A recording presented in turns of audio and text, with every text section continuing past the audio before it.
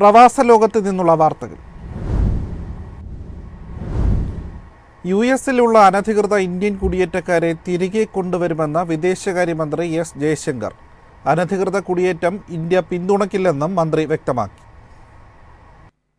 അനധികൃതമായി യുഎസിൽ താമസിച്ചു വരുന്ന ഇന്ത്യക്കാരെ നാട്ടിൽ തിരികെ എത്തിക്കുന്ന വിഷയത്തിൽ ഇന്ത്യക്ക് എല്ലായ്പ്പോഴും തുറന്ന സമീപനമാണുള്ളതെന്നും ജയശങ്കർ പറഞ്ഞു.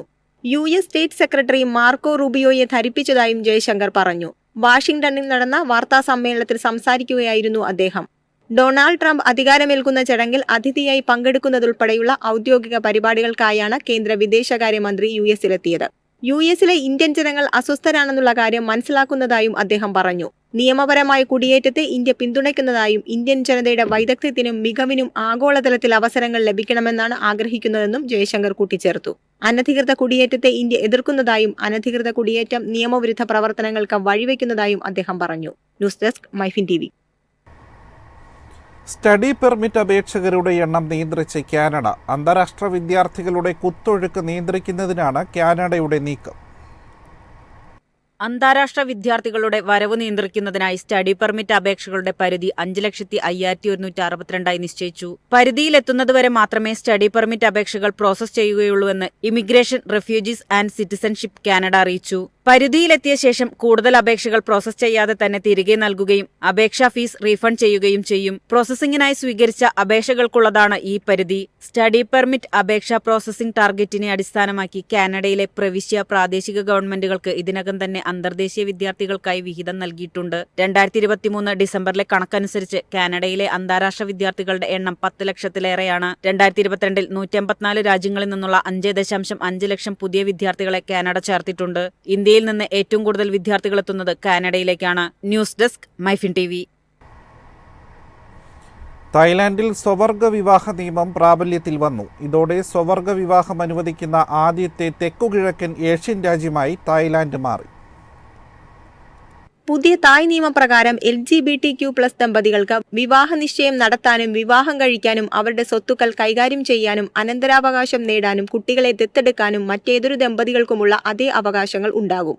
നൂറുകണക്കിന് ദമ്പതികളാണ് സ്വവർഗ വിവാഹം ചെയ്യാനായി തയ്യാറെടുക്കുന്നത്.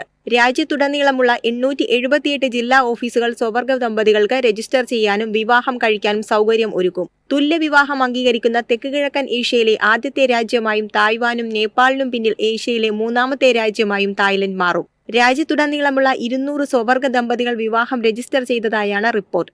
വരും ദിവസങ്ങളിൽ ധാരാളം സ്വവർഗ ദമ്പതികൾ വിവാഹം രജിസ്റ്റർ ചെയ്തേക്കും. News desk MyFin TV. കുവൈറ്റിൽ വിദേശികളായ സർക്കാർ ജീവനക്കാർക്ക് സഹേൽ ആപ്പ് വഴി എക്സിറ്റ് പെർമിറ്റ് ലഭിക്കും. ആഭ്യന്തര മന്ത്രാലയം സിവിൽ സർവീസ് കമ്മീഷനുമായി സഹകരിച്ചാണ് പുതിയ സേവനം ആരംഭിച്ചത്. വിദേശികളായ സർക്കാർ ജീവനക്കാർക്ക് ഇനി കുവൈറ്റിന് പുറത്ത് യാത്ര ചെയ്യുന്നതിന് എക്സിറ്റ് പെർമിറ്റിനുള്ള അപേക്ഷ ഓൺലൈനായി സമർപ്പിക്കാം. റെസിഡൻസി കൈവശമുള്ള കുവൈറ്റ് ഇതര ജീവനക്കാർക്ക് ഡിപ്പാർച്ചർ പെർമിറ്റ് സർട്ടിഫിക്കറ്റ് നൽകുന്നതിന് ഈ സേവനം അനുവദിക്കുന്നു. വകുപ്പ് തലത്തിലുള്ള അനുമതി കരസ്ഥമാക്കിയാലേ ജീവനക്കാർക്ക് രാജ്യത്തിന് പുറത്തുപോകാൻ സാധിക്കൂ. അപേക്ഷകൻ ജോലി ചെയ്യുന്ന വകുപ്പിന്റെ മേധാവിയിൽ നിന്ന് അംഗീകാരം നേടിയ ശേഷം സഹേൽ ആപ്പ് വഴി അപേക്ഷ സമർപ്പിക്കണം. ഭരണപരമായ നടപടിക്രമങ്ങൾ കാര്യക്ഷമമാക്കാനും സേവന വിതരണത്തിന്റെ കാര്യക്ഷമത വർദ്ധിപ്പിക്കാനും ഈ സംരംഭം ലക്ഷ്യമിടുന്നു. News desk MyFin TV. സൗദിയിൽ തൊഴിലാളികൾക്ക് ആരോഗ്യ ഇൻഷുറൻസ് നൽകാത്ത സ്ഥാപനങ്ങൾക്ക് പിഴ ചുമത്തി. നിയമലംഘനം നടത്തിയ നിരവധി തൊഴിലുടമകൾക്ക് സൗദി ഇൻഷുറൻസ് കൗൺസിലാണ് പിഴ ചുമത്തിയത്. തൊഴിലാളികൾക്കും അവരുടെ കുടുംബാംഗങ്ങൾക്കും ആരോഗ്യ പരിരക്ഷ ഏർപ്പെടുത്തുന്നതിൽ വീഴ്ച വരുത്തിയ നിരവധി തൊഴിലുടമകൾക്ക് പിഴ ചുമത്തി സൗദി ഇൻഷുറൻസ് കൗൺസിൽ.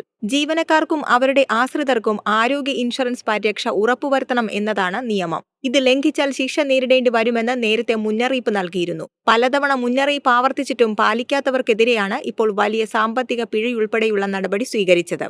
പ്രീമിയം തുക കുടിശ്ശികയും ഒപ്പം അതിന് തുല്യമായ പിഴയുമാണ് ശിക്ഷാ നടപടി. കൂടാതെ തൊഴിലാളി റിക്രൂട്ട്മെന്റിൽ നിന്നും വിലക്കുകയും ചെയ്യും. News desk MyFin TV.